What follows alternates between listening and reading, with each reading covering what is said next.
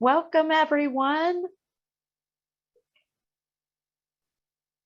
So good to see all of you. I have admitted you all at once, so you'll be coming through and hopefully getting audio. You should be automatically muted, hopefully, so we don't get any feedback. It's so great to see all of you, and thank you for being here. We have a large group today. We've invited our closest supporters to gather with us, and we're so glad that you're here. While everybody's coming on, if you could right click on your name and put your first and last name, that would be so helpful to us.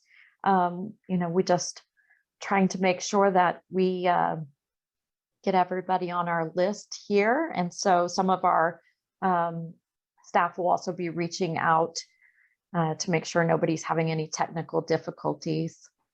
I'm Amanda Fleming, and we're going to jump right in today, because we'll probably take the full hour here, and I want you to hear from Rob Weissman and Lisa Gilbert. Rob is the president of Public Citizen, and Lisa our executive vice president. And I'm so grateful to work with both of them. They really are very centering to us when times are hard, and it's been hard lately. It's been really hard. And they just keep us going. And I'll let Rob reflect and share, as he did with some of the staff this week, kind of what is on his mind in this moment. And then we'll talk about the topic we gathered you here for today. Rob? Thanks, Amanda. And thanks everybody for joining. It's great to see you, at least through the screen. And important to come together, I think. So we are going to talk today about the upcoming January 6 hearings and what we can expect from those hearings and what Public Citizen is doing to organize around them, and afterwards as well. I wanted, though, to start with what Amanda was saying, which is talk a little bit about where we are right now. And it actually, I think, connects in a really fundamental way to January 6th. So I'll bring it back to that. And then after a few kind of overview comments from me, we will hand it over to Lisa, who will sort of walk through in more detail really what our outlook is on the hearings. She's got a lot of direct information from the select committee, and some discussion about what we're doing, and then we'll have a lot of time for Q&A. But I just want to sort of acknowledge the reality for all of us that it's a really heavy moment.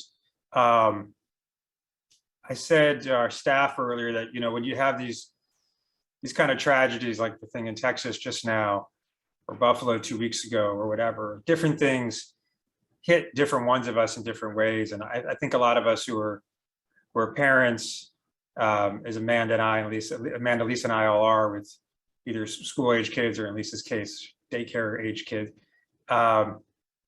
It hits you especially. And then I think there's this cumulative thing that happens as all these things just kind of layer on top of each other and weigh on us. And it's really not just these massacres, these shooting events, for sure. I think it's also the release of the leaked Roe v. Wade overturned decision and the expectation that we're going to get the real thing in a month or so. But beyond that, I think it's just like a lot of heavy doses of craziness, and seeing a very significant portion of our country living under a conspiracist mindset, basically part of a cult, living with through and still the ongoing pandemic, which has killed 1 million people, really more, in this country. Probably cost everybody on this call someone they know and love, certainly me. The failure when we had a chance to do some really exciting things that we thought were going to happen. These things all weigh together. And I think it's not just sort of the emotional burden. I think they create this sense of chaos, and it's the chaos itself that things feel unraveling is frightening. And it's not an irrational frightening. It's actually rational frightening. And so that's really troubling. But I don't think they're all unrelated either. I think they're actually all profoundly related, and they're connected, at least in my mind, to the rise of really dangerous authoritarian strain in the country, of which Donald Trump is obviously the central figure. But it's not just the person. It's the ideas, it's the attitude, it's the beliefs and the values of authoritarianism, and often, kind of neo-fascism or proto-fascism. The sort of rampant racism and the misogyny, the contempt for democratic values, and I think the normalization of violence, which I think goes a long way to explain what's going on with these current shootings. So that's a lot of heavy and downer, but I think it's like we have to just acknowledge it, but also I think we should see that these things are connected. So as we think now about the topic of this conversation, what we're going to have coming up in the next month, these hearings that we think will harken back to the Watergate hearings of the Select Committee on the January 6th insurrection. It's going to be an opportunity to focus on one aspect of what I was just talking about, and really a central aspect, at least from my point of view. The committee is going to tell a story that Lisa's going to sort of preview for us in a moment. But the core of it is this authoritarian coup effort, but as not as just a single moment in time, but as part of what led up to it and what is continued in an ongoing way. And and focusing like this, and it's going to be an uninterrupted conversation, very different from what goes on normally in congressional hearings, sustained, detailed, with revelations and intrigue we expect. I think it's going to give us an opportunity to hone the public's attention on this in a way we don't often have around with all the cacophony. And so for us, that's a singular organizing, it's a communications moment, but a singular mobilizing and organizing moment too, both around the hearings themselves, but for afterwards, to fuel efforts to get out the vote, to protect democracy, win some really crucial democratic fights in the states, push for what can still be done at the federal level, fight as hard as we possibly can to protect voting rights in every state. So we really see this set of hearings as a big opportunity. And as you're going to hear, we're leaning in very hard, and we're kind of at the center of a really big coalition that's trying to amplify what's going to come out of it. Last thing I want to say is, in the unfortunate, having had we all lived through this, this shooting in Texas and a couple weeks ago in Buffalo, and just reading after the Buffalo racist massacre, I came across some material from social scientists who look at mass shootings and talk about how they're contagious. So that each shooting makes the next one more likely. And it's also actually where they are, like this idea of schools as a place to shoot, like that didn't exist probably before Columbine, but then it gets fueled. Shopping centers now are the place.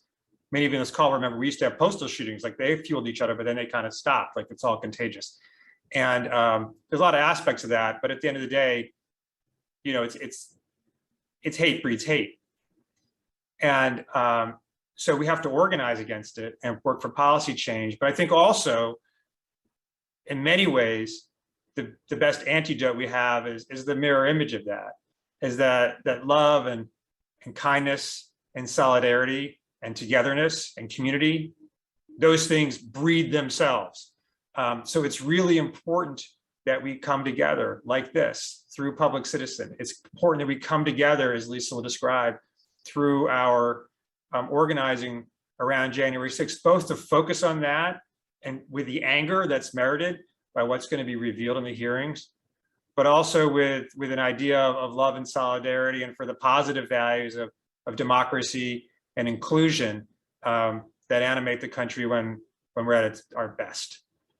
So I hope you're getting, and as you'll hear much more from Lisa, we see this as a pivotal moment in American history, a really big organizing opportunity, a really big moment for the country to help determine, in part, it'd be a factor in determining what direction we go, whether all those frightening things play out and spin themselves up, or that we can get back on a much more decent and humane course. Okay, that's it for the overview remarks. Before we go to Lisa, Amanda has a cool polling tool that she wants to introduce to you. She's going to do that, and then we'll hand it over to Lisa Gilbert, our Executive Vice President. Amanda? All right, just to warm up the room, we'll try one of these polls here. All right. So I've got it up on my screen. You should be able to see it.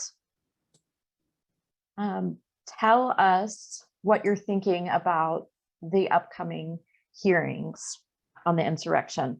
Will you be watching, or are you so tired of the news that you just can't stand it?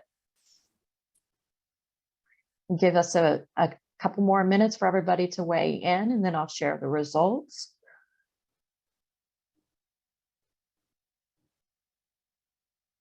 It's so nice to see all of you. I put in the chat too that we have over 50 supporters on today.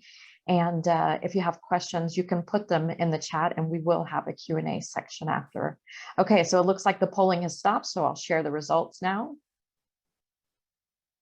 So hopefully you can see this. 20% won't miss a single one. 71% of us are going to try to do it as much as we can.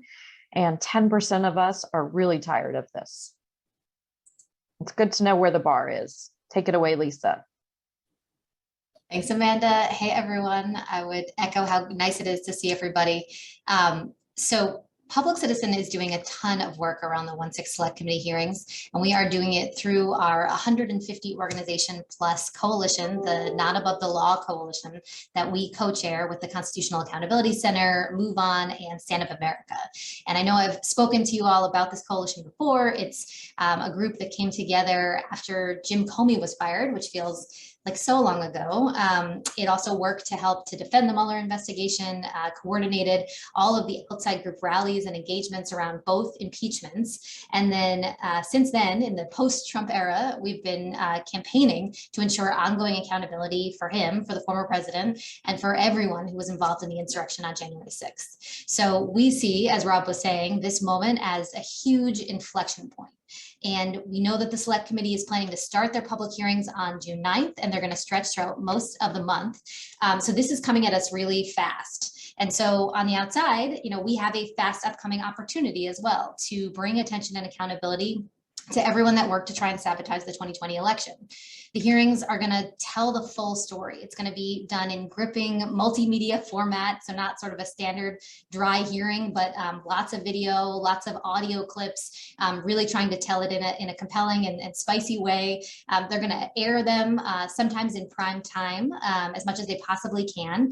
And then they're going to be sharing details and new information about the origin of the big lie, about the campaign of misinformation that happened before the election, about the in-state efforts that happened to withdraw slates of electors or send fake ones, the pressure on federal agencies to amplify fraud claims, the campaign to influence Pence and members of Congress, and then, of course, unpacking the violence, what actually happened that day, which was aimed at disrupting the final certification of the election. So lots to tell in that story, but also this inflection point gives us a really big opportunity to underscore for the country the fragility of our democracy and the ongoing threats to it, including from misinformation, executive overreach, and voter suppression. So our goals within this Not Above the Law coalition are really straightforward. We want to get as many eyes as possible on the hearings, and we want to push out key takeaways into the cultural zeitgeist. Because if we do this right, no matter what we do, this is going to be a big media moment. But if we do our part right, we're going to be able to build momentum and public attention, and then take that momentum to push for accountability on the bad actors, including criminal prosecution where warranted, to defend state and local attacks on our elections and the right to vote, to try to move federal democracy reform, and then not for Public Citizen, but flagging for those who wear a partisan hat, it'll impact the elections. So, we've got a lot to do, and we have a big plan to do it. So first, we are coordinating really closely with the committee on messaging and substance of the hearings to inform all of our strategy. So I have a weekly meeting where I'm chatting with them about what we should expect. Next, we've been recruiting as many organizations as possible to the campaign. We held a 100 organization call with principals, executive directors of different organizations, many of whom don't usually work on democracy or rule of law issues. So we can pull them to our not above the law lists in our campaign to engage with our tactics. And they're all getting regular talking points and message guidance, joining in weekly convening calls, and engaging in the campaign. Organizing. So this is important for all of you. We are planning public watch events all around the country. So in some places, these will be sort of big outdoor movie style, screen on the green if you're in DC, but ranging from things that are big like that to small gatherings in living rooms.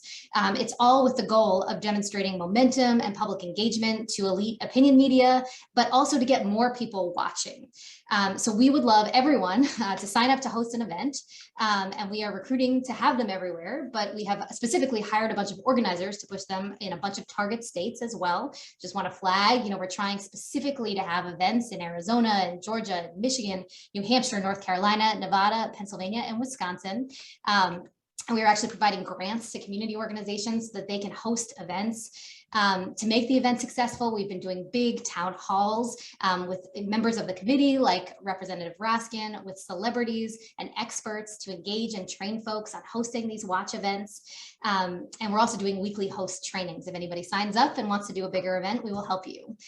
So that's a big part of our plan, just to make sure there are more eyes on the hearings and more people engaged. A big part of our plan is also communications. So we are setting up a centralized nerve center for our comms work. So we've hired someone who will send out daily clips and do briefings every morning that there's a hearing, pushing out lots of content, so social media and clips of the hearings, and then doing extensive work to engage with validators, so celebrities and influencers and scholars and bipartisan actors, all of them pushing out content. And then we're also going to work with those scholars and academics to prep them to break down the takeaways from the hearings in plain English and then push them out to media. We're really going to do everything we can to make sure that things get out into lots of different forums and lots of different communities. And so that means working with different celebrities and different types of actors. And then finally, in our plan, we're going to be purchasing texting capacity and driving people to watch the hearings that way, and hoping to run digital ads to raise awareness as well. So lots of stuff. That was a big list. Happy to talk more about any of these tactics. But before I do that, before I stop and we open up to questions, I just want to stress again how critical we think it is that we take action at this moment. Just as the Not Above the Law Coalition has gone all in at other key accountability moments, we're doing so again now because we know we don't get many opportunities like this. And we know that if the public doesn't see and understand these hearings, we will miss a moment to underscore the needs for our democracy. And we have to ensure that no one is above the law, and this is a moment to make that point. So thanks, and I will stop there, Amanda. Thanks, Lisa. Really appreciate that. And we want to open the time up to you for questions too. I've been seeing some good comments and questions in the chat, so keep those coming. Rob, did you have more to weigh in on what we're doing? And nope, that was it. Never, that's all we get. Never take an invitation. Never reject an invitation to speak. That's one of the sort of rules of organizing. Just one thing to elaborate on what Lisa said about these watch events that we're hosting. So this is not for everybody, but it might be for some of you. So just real quickly, what we're talking about. The first night of the hearings is going to be on June 9th. And like Lisa said, some of the watch events we're doing are going to be outdoors and pretty big, but you can do a watch event. We're mindful of COVID, obviously, so it's a tricky situation. But if you wanted to invite your neighbor over, that's a watch event as far as we're concerned. And we'd like to sort of put you on the map. You don't have to invite anybody else over, but we'd like to be able to sort of tally that. Part of what we're doing is actually getting the people to come to these events. Part of what we're doing is to let the media know that these events are occurring as a way to show the energy and excitement around the hearings themselves. So something that's really small, if that's comfortable for you, even without saying, hey, I don't want to open my home now to a bunch of people I don't know in the midst of COVID, that works for us. So feel free to follow up with us. You can just ping any of us and just say interested, and we'll follow up afterwards. We don't have to talk about it now, but just wanted to clarify. There are ways to do it that are pretty light lift. And that would actually be pretty helpful. All right, I'll stop. No, that was super helpful. Good clarification. And then I actually put a link in the chat. So if you want to even not reach out to us and you just want to sign up to do that, you can. So I see that Howie has a question. And when you have a question, you can put it in the chat, raise your hand, virtual like he's done it, or literal. And then you'll need to unmute yourself before asking your question. So good job doing that, Howie. Thanks. I thought that the second Trump impeachment hearings did an excellent job of laying out the case for impeachment and presenting it in a powerful and organized way, yet it didn't really seem to make much difference in changing many minds. So I'm wondering why you think that the January 6th hearings might be substantially more powerful and helpful in showing people what happened and hopefully engendering a sense of moral outrage. Yeah, I mean, it's a great point. I think this committee is organized very differently, just having worked with the impeachment committees and now working with this committee. It's pretty powerful to have Liz Cheney at the helm, or like, at the helm with Benny Thompson. It is very interesting to have it be a bipartisan hearing where they are working together, where there will be no Republican bomb throwing from the other side. They are simply working in lockstep to tell the story. And so already it is more organized and going to be more straightforward as they present the arc. But then in addition, they've hired a bunch of really savvy media folks. So they're thinking about it, much more like the Serial podcast than they are like an impeachment, if that makes sense, or like a Law and Order episode with a to be continued. They really want to draw it out and do it in a dramatic way with visuals. And so I think if we do our job and they do it right, it's going to land differently. There are obviously a lot of factors to that, and there's a lot going on in the world that we have to cut through, but there is a real chance that this will hit people differently. And this to add on to it, and I see that David, at least, there's a lot going on in the chat. It's hard to keep up now, but has a similar question. I think additionally, like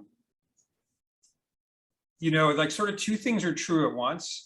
One is that there's a fairly rigid divide in the country, and so it feels like, well, everything is impossible because everybody who thinks one thing already thinks it, and they can't be moved. There's truth to that, but it's also true that there's a lot of fuzziness.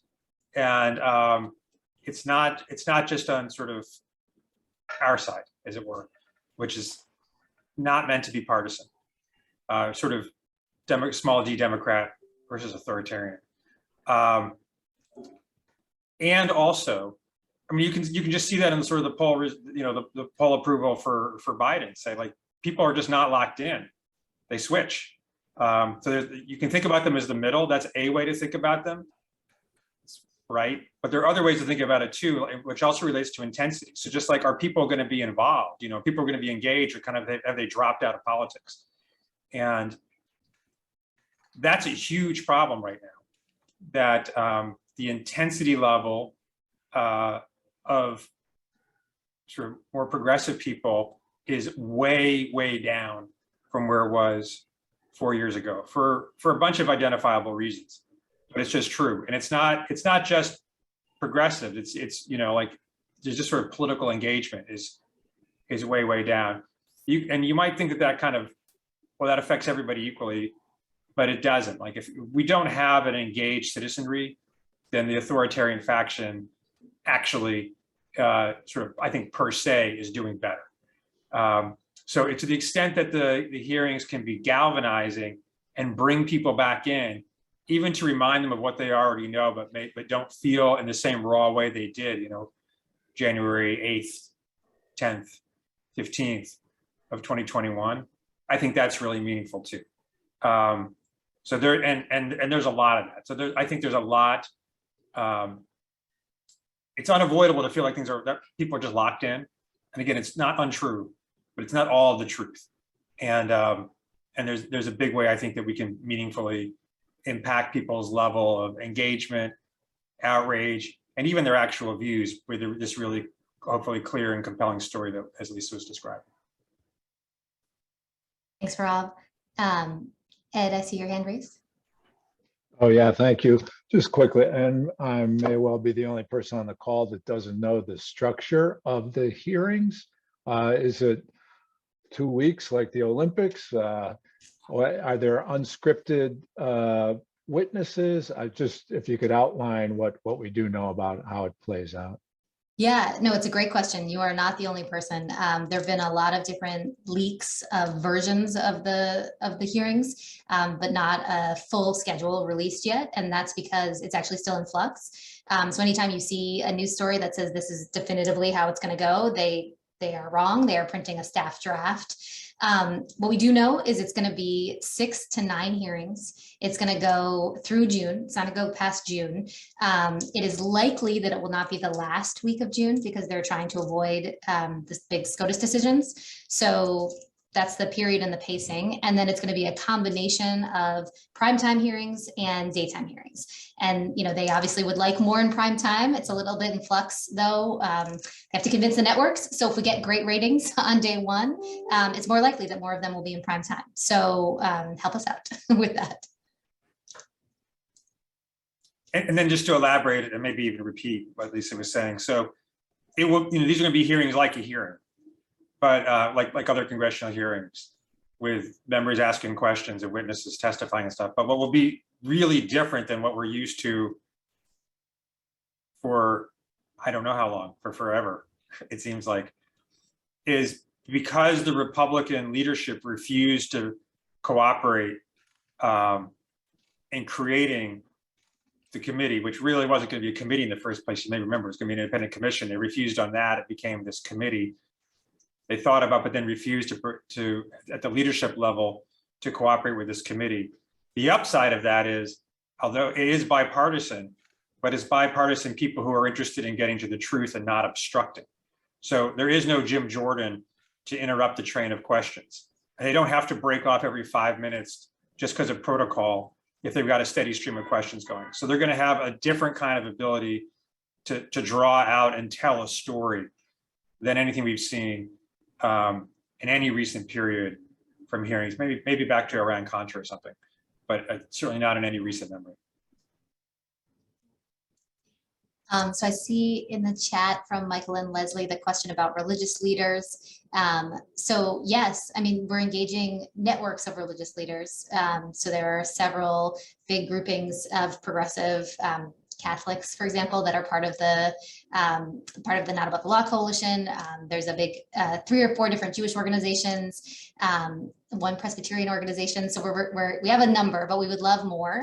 And so one place that you can also help share this is within your religious institutions, because I agree that is a great forum for encouraging people to watch, and also built-in networks nationwide for causing people to pay attention to just about anything. So it's part of our plan. We're doing okay at it, and I think we're reaching out to more, and would love your help with that too. Yeah, we're reaching out as well to through various networks to Black churches, and in general, you know, we have an issue that I mentioned with COVID. So churches can be a pretty good venue actually for doing this. They're big open spaces, and they can reasonably bring people in with you know, some lessened COVID risk. So we're eager to have as many churches as involved as possible. So it's David, to your question, I think the committee is doing okay. I mean, it's a huge undertaking. I mean, this has been one of the more impressive things that I've, after watching Congress for many years, that I've seen. I mean, they've done, you know, thousands of interviews, depositions, and document review has been really intense. And so I think they could always use more people, but they do have a pretty decent sized staff. And each member on the committee has 3 or 4 people who are working explicitly for them. Plus they've divided up into teams around the different hearings. So I think it's sort of course they could use more, but they're doing quite well with the resources they have. In terms of engaging with justice, I think that's an open question. There's a real back and forth between DOJ and the committee right now on a number of questions, requests obviously from justice, and then subpoena complaints that have gone to justice from the committee. So lots of engagement. I don't have inside information as to whether they will actually get what they've requested. let's see, any other questions in the chat? I don't see any, but feel free to plop some more in there or raise your hands. Ann. Yes, thanks for your reply. 8 p.m. Eastern time, I gather. Yes, Okay, yes, great, good information. Thank you. absolutely. And thank you.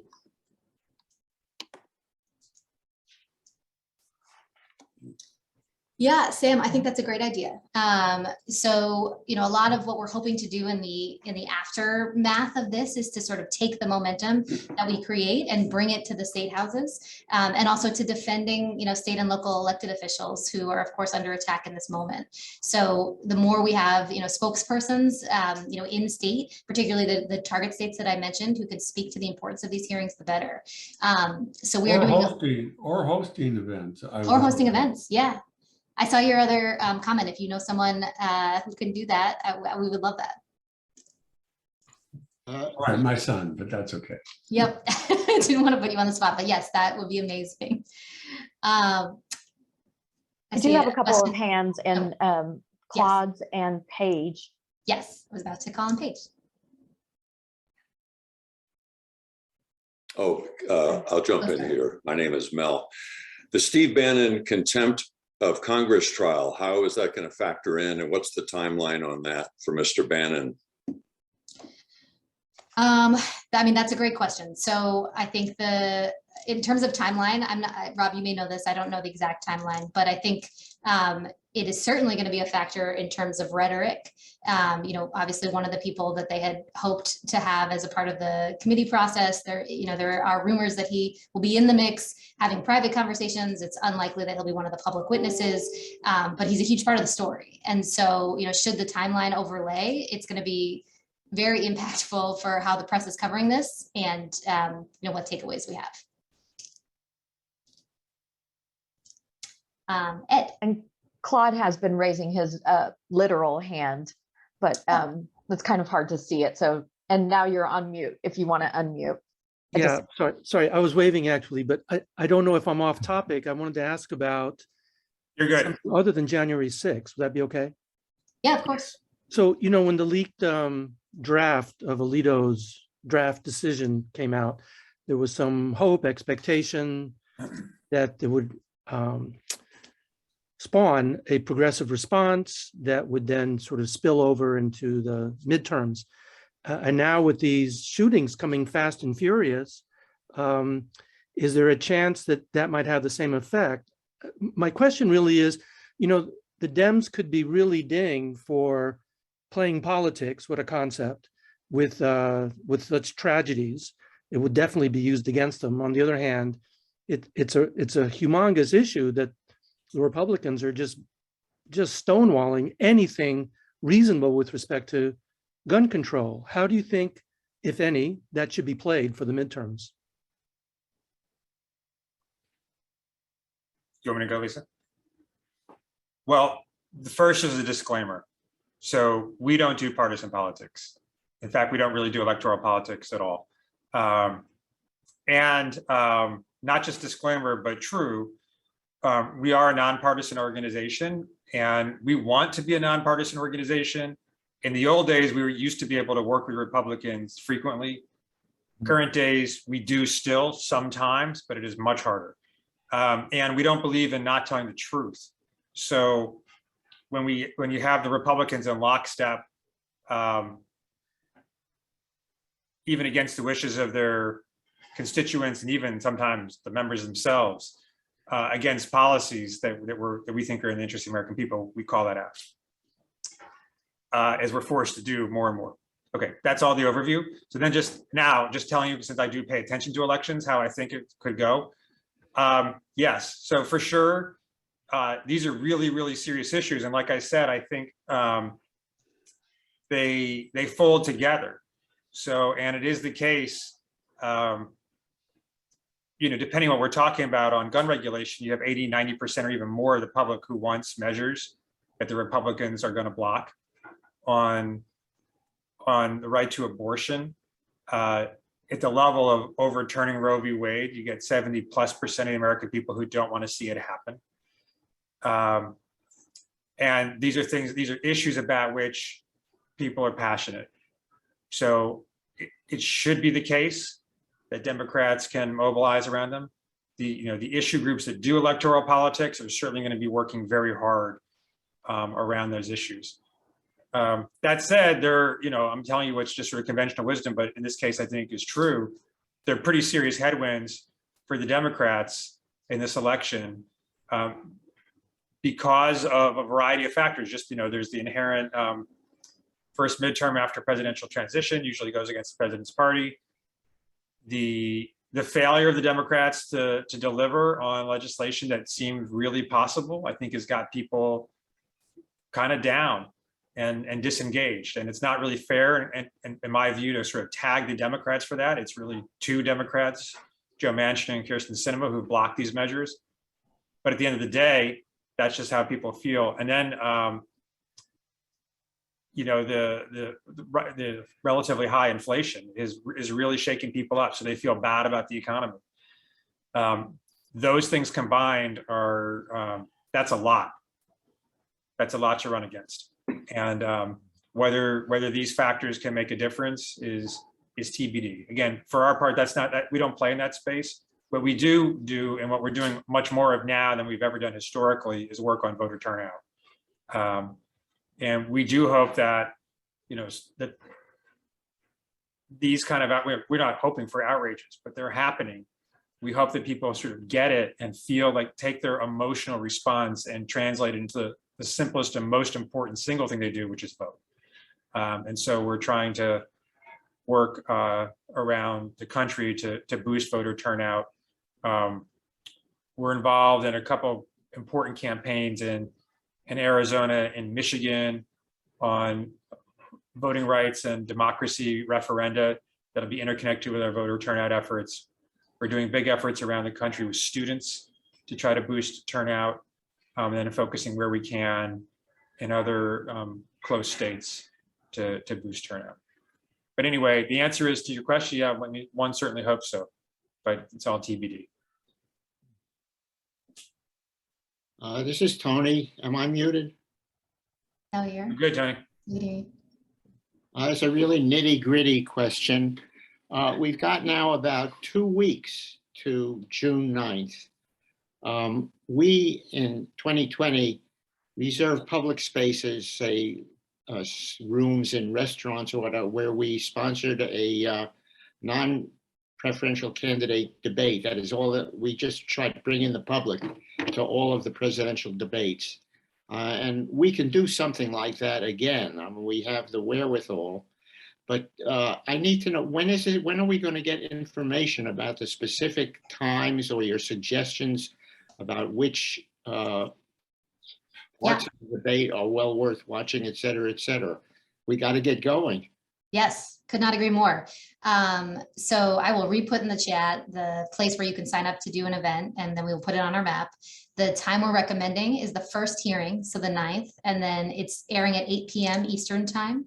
So, and we know that one, since it's prime time, is going to be one that we should be driving people to, but we also know it's a scene setting hearing. So they're going to be sort of laying out the path for the rest of the hearings and showing us the story arc they're going to be presenting. So it's a really important one for everyone to tune into. And if we do well, if we get lots of people watching it across the country and we can demonstrate this enthusiasm, we'll have a better shot of getting more of the rest of them in prime time too. So the 9th, 8 p.m.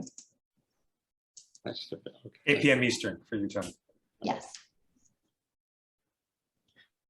And I did answer, I think, a lot of the questions in the chat while Rob was chatting. So hopefully I've got everybody. Anyone else? Oh, Paige. Hi there, thank you. A modest proposal. Would it be helpful for people to send immediate responses to their Congress representatives of both parties? I appreciate what you're saying, Robert, as the hearing goes on, like, thank you for this comment, or that is demonstrably wrong, just kind of let them know we're watching by some sort of, real-time feedback. I think that's great. I think absolutely. I mean, what we're trying to do with all of this work, all those tactics I described, is show that people are paying attention. So any metric for that, any way to engage is useful. And I think the reason I'm just saying yes to every suggestion that people have is that this campaign is basically yes and. You know, we have 1 month to draw attention to these hearings, and so there's really nothing that we don't want to do if people have the wherewithal to organize it. Well, I had Yeah. a question. Good. Yeah, and actually I put it in the chat too, but the brief question is, what is the plan B? You know, I guess just to follow up on your point, Lisa, you have a month to do this. If it doesn't have the impact that you're anticipating or hoping for, what's the plan B? Yeah, I mean, it's a fair point. So, I mean, we do know this. So after these hearings, you know, no matter what, there will be a big public report on them in September, so in the fall. So there will be a couple months sort of interim where we will be trying to keep the drumbeat up, and then it will be almost the election. So I think, you know, there's sort of this window to keep talking about this in a really real way. You know, I think there are a lot of other things that, you know, to Rob's comments a moment ago, that are also going to be catching public attention, you know, issues around choice, issues around gun control, and they should. And so I think a large part of our role will be weaving these pieces together in that period where we're not just tuning into the hearings and trying to create a cohesive narrative around, you know, what we need to fix and what this all means for democracy. But ask me again after we see how we do, because I guess the other thing to say is, I mean, for this arc, all we can do is all we can do. So that's what we're going to do. We think it's a really big, important moment, you know, this inflection point, as Lisa said, and we're going to try to make everything out of it that we possibly can, both because we think there's opportunity, but also because we think there's necessity, given how serious this is. That said, you know, it's a set of hearings. Like how it lands, like we're trying to do what we can do to really amplify it and elevate it and get as many people engaged as possible. But lots of other things going on in the world. Who knows what's going to happen the night before, the day of? We actually don't know precisely what's going to happen in the hearings, and you know, how blockbuster the revelations are going to be. So we're just going to do everything we can. And if it doesn't land as large as we hope, we're just going to keep plowing ahead and doing everything we can on this. But it's not the only thing we're doing. As you know, Public Citizen doesn't do just one thing. So we're going to also do all the other things that we're working on related to democracy, which is everything from, you know, trying to deal with dark money in elections and these voter turnout issues that I'm talking about, and pushing these emerging referenda in Michigan and Arizona that will really protect and expand voting rights and deepen democracy, towards continuing to work on drug pricing, expanding healthcare, and on and on and on. So that's all, you know. This is our plan for this, and we're going to do it as well as we possibly can. And then also we're going to do everything else that we do. Yep. So Sam, before you go, I know Ed had a question a while ago, and I didn't get a chance to get to it. So go for it. Oh, no, just a quick, I'm sorry if I'm stating the obvious here too. You know, potential plan B, if there's no blockbuster, right? As the committee digs into all the detail, I'm guessing the level of amateurism and incompetence is going to be very visible. And I think you're not going to generate a whole lot of organizing friction out of that. But people that are on the true believer side may have a hard time, you know, stepping up to that again and saying, oh, yeah, we remember how, you know, Keystone Cops it was. But anyways. So. Excuse me, I have a question. Great. Elizabeth, hold on 1 second to Sam, and then over to you. So you say, Sam, I didn't hear. Yeah, Yep. Just real quick. I noticed, and people didn't go to the website that you posted. There's a list of a great number of organizations, and I think that might be helpful for people to notice that, and that it is a large coalition.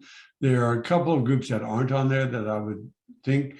Is there room for other groups to be listed? Is that something that we can do now to You know, Sure. and one pops to mind, and I missed it, Religious Action Center, the Reform Movement, Reform Jewish Movement should be on there, in my opinion. Yeah. And I could make a call, but I just want to make sure that there's room for adding other names. So we could, but not just adding the name, but then hopefully they'll send out notes to their networks to be alert to it. I think it is a good organizing movement. I know no one thing's going to fix everything in the future, but I had not been aware of, for whatever reason, for the start date. And so just this information is useful to me. And I think there's some other people we could get out to if we know that would be helpful to you guys. But that, Yep. And I'll just nudge the rack. We love that. Yeah, it is completely open for as many organizational partners as we can find. Elizabeth. Is there going to be advertising on television for these? I mean, you have said several times that there will be some very interesting video clips and interviews, some kind of spicy stuff. And that gets people's attention.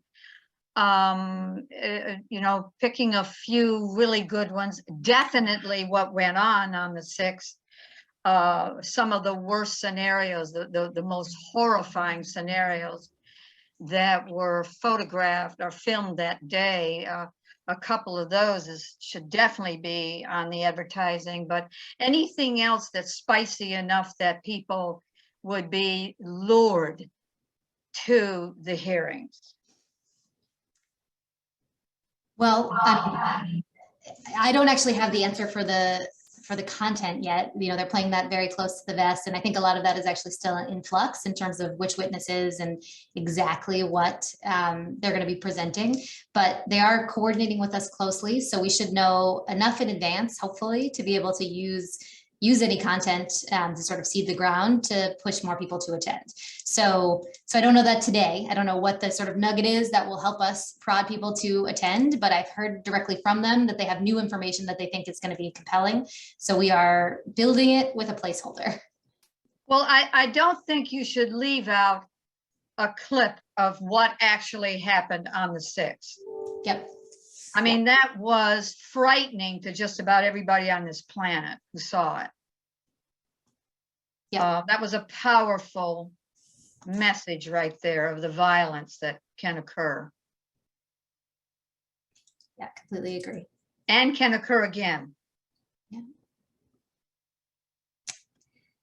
I'm sorry not to have an exact list of the cable networks, but my understanding is it's the major ones. I don't know if that includes Fox. Probably not, but I would say most of the others, but I don't have the complete list to share. That's okay. We can send it to them when we do. All right. Any other thoughts? I mean, all these suggestions are fantastic too, really helpful. So there's one from, and by the way, there may be questions we've missed. I know there's one from Christina, at least I'm going to get to in a second. There's one there from Richard, if that's just a couple up, that's really for you, Lisa.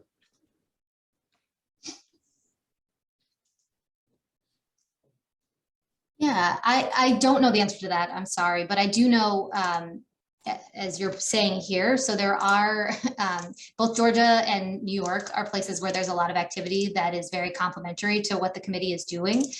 So I know there's close communication between the two places, but I don't know. I think they're very much trying to hold their investigation close. So I don't know if there's actually direct coordination between the two at this moment, but certainly there's synergies. And you know, as things come out of these different venues, they all add to this same story of why we need accountability and why we need the remedies that we talk about to fix our democracy. So I'm hopeful that it'll all combine to be sort of a harmonious tale of the problem of the Trump administration. Here's Lisa. So, trying to page through. Hit most. I think we should wrap. I want to be respectful of people's time. And close out. And I do have one more poll for you. Now that everyone's been so engaged on this topic today, which we really do appreciate, and your time in joining us. And so let's just take one more poll. So we'll be engaging in this massive nationwide campaign on the hearings. Like I mentioned, what would you like to see as the outcome of these hearings? Do you want Trump held accountable? Do you want to unpack the big lie? Do you want to put pressure on Congress? Do you want to motivate people to vote? What's most important to you? Or are these all just super important to you?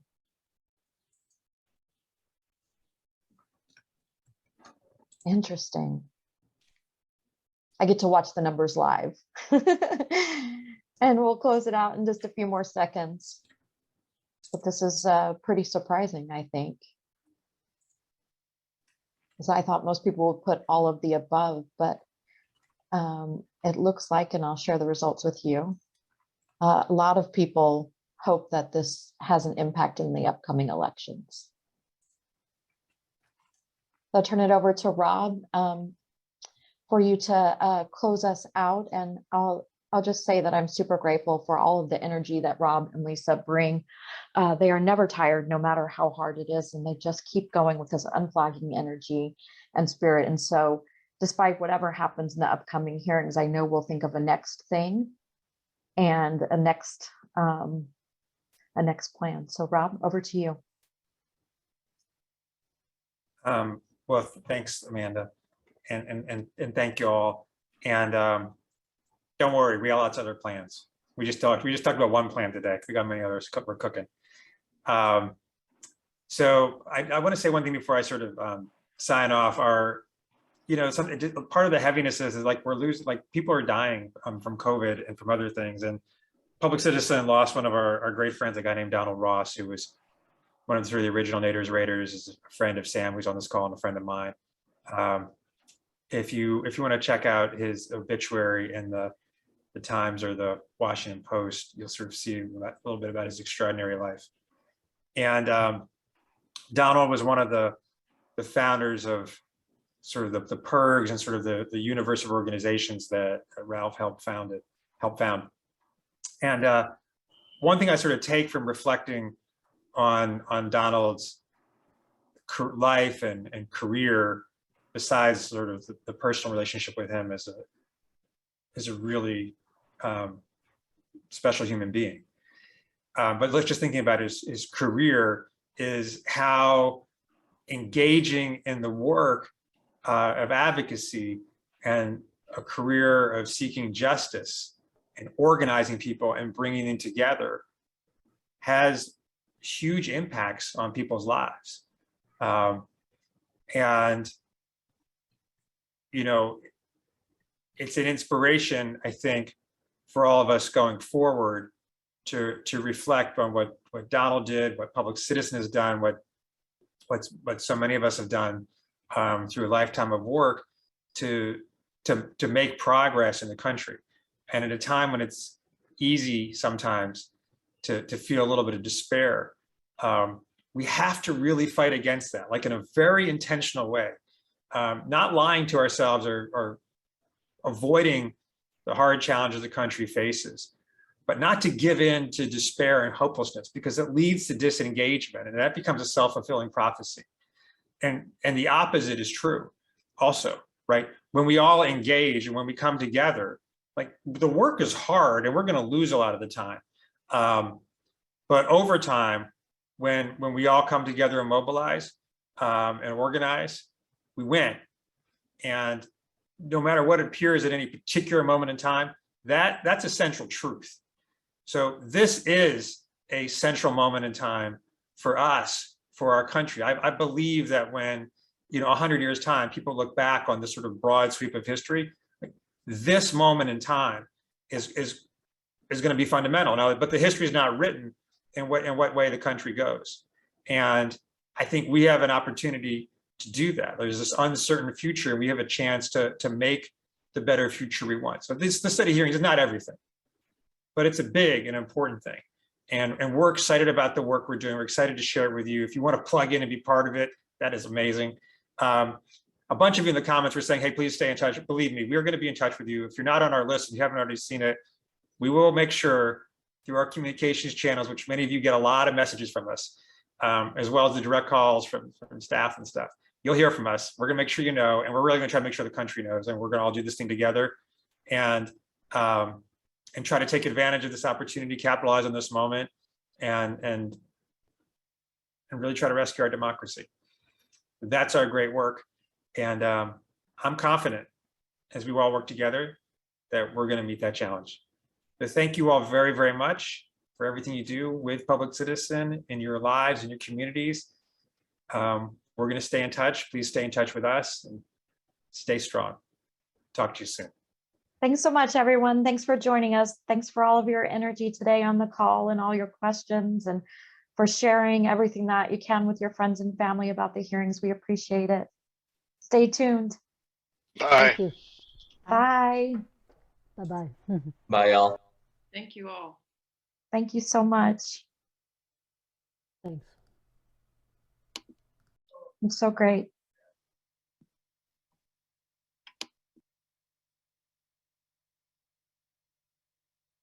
Thanks for joining, Tony.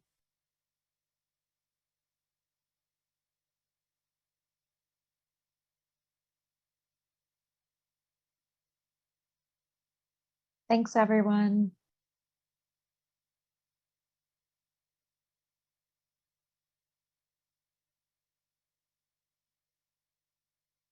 Bye-bye now. Bye, Barbara.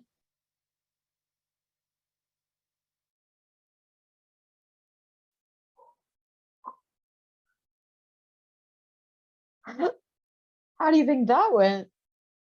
Where'd Kristen go? Okay, maybe I'll go on Teams for a minute. Okay, should we drop this call? Yeah, Okay. just for one quick second, and then I've got to bounce. Okay.